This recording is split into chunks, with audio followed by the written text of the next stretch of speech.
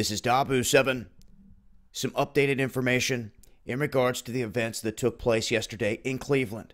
This is an event we covered till early this morning, where pretty much all the chatter started to go quiet.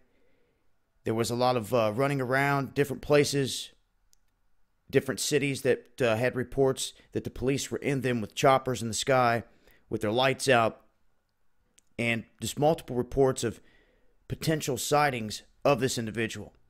Now, this thing has red flags all over it. Right out the gate, it was pushed as a Facebook Live event.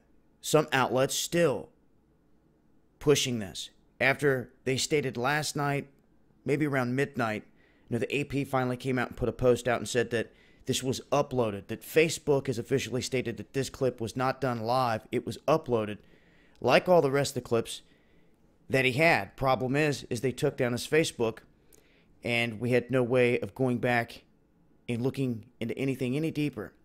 Then we had the issue with a ton of fake Instagram accounts that came out the woodwork, left and right. People were buying into all types of them just because the follower amount. And even on Twitter, the same thing was happening, fake accounts. And if that wasn't bad enough, we had at least 9 fake GoFundMe accounts last night that were kicked up. And even though the grandson of Mr. Godwin, the man that's said to have been shot and deceased in this event, he stated that he would put something out on Twitter if there was a link or anything, something official that they backed.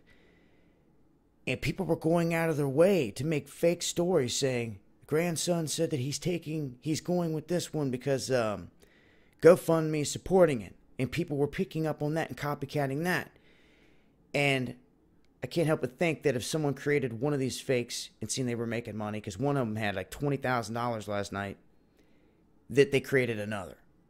But this is where GoFundMe released an official statement, and this kind of backfired on all the greedy SOBs out there that were trying to take advantage of this situation.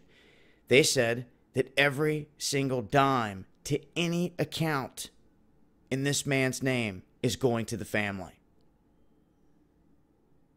So I hope you like that. If you're listening out there, those of you that propped up these fake GoFundMes to try to get rich overnight, they're taking the money anyway. And I wouldn't be a bit surprised if you're getting a knock at the door and possibly prosecution for scamming people in a situation like this. So that was some of the other theatrics we had to work through, on top of fake and false images being spread through those fake Instagram accounts where people were photoshopping images left and right. Tried to show one where he was walking around in the streets where it said, "Oh, looking for my next victim." And it was actually a clip they took from his YouTube channel where he was walking around at the Cleveland Cavs event. So a lot of doctored and manipulated stuff out there. It shows you just how many people out there will spend and waste their time creating and pushing disinfo just for laughs, for whatever, instead of getting to the truth. That's sad. And we had Erick downtown live, and we had B running around all over the place and on his way to the crime scene when LAPD decided to take it upon themselves to call CPD, Cleveland Police Department, and say, you got a vigilante running the streets, you got to take him out. Then we pulled the Broadcastify, and you could hear them saying, this kept referencing his Punisher shirt. He has a Punisher shirt on. It's almost like it triggered something in them when they saw that. It was weird. You know, they came up, did a thorough search on him. One of the first things they said is, you're with media. And he was still live streaming. And after that, well, they zapped his stream with like 20,000 people watching, took it out. Then he gets pulled over and goes to take off. And they're telling him, they ordered him to cease and desist. They're like, you're going to have to get out of here. We heard this over Broadcastify. The orders were coming in basically from, I'm assuming, L.A., which makes no sense. And a woman was reciting all this, that we got calls. The dispatch lady was saying we got calls in from LAPD's office that they're watching the live stream. The mayor's watching the live stream. All this other stuff, but yet the mainstream media was silent. So they had 2 cops in each car, a 10-man crew on B, and then followed him out of there to make sure he wasn't still roaming the streets. And then his stream gets zapped. Not making this stuff up, and it's happened before. Stream gets zapped again, over 30,000 people watching.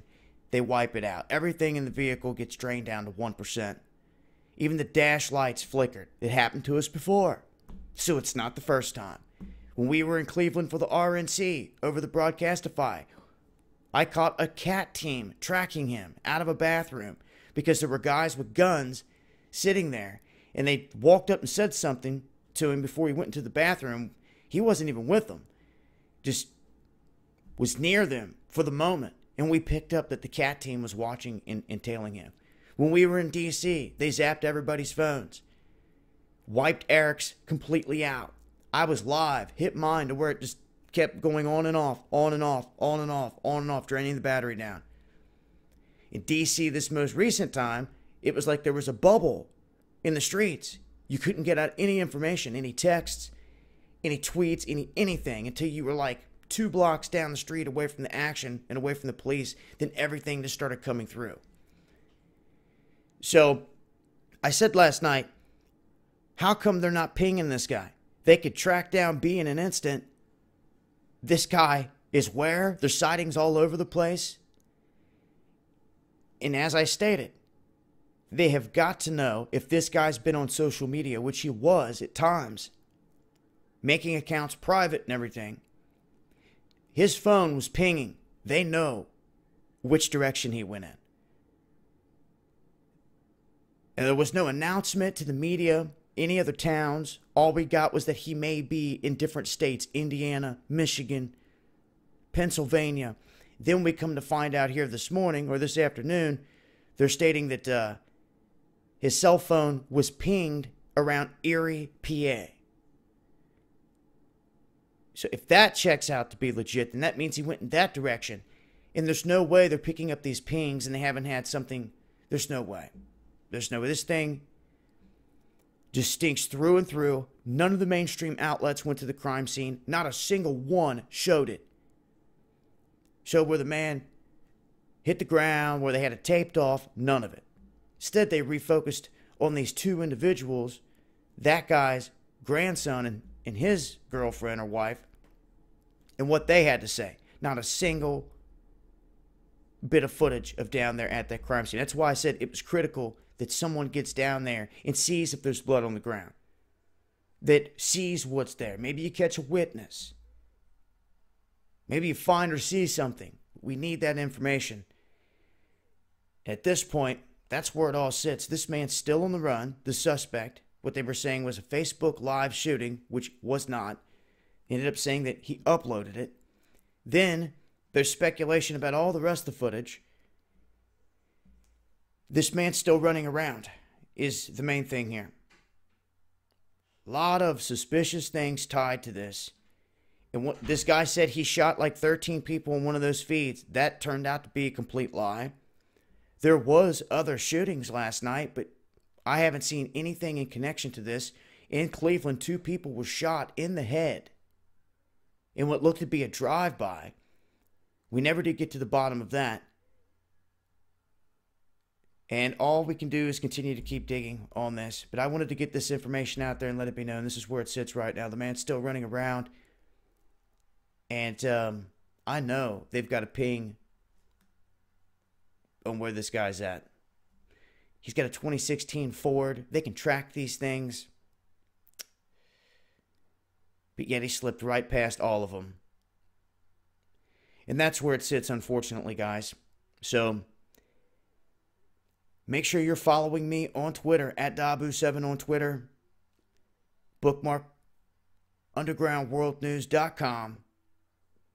And I will continue to update with more as I come across it. Shout outs to everyone out there that participated in trying to get valid information through to us last night, and those that continue to do so, and those that share the streams and information. It's appreciated more than you know.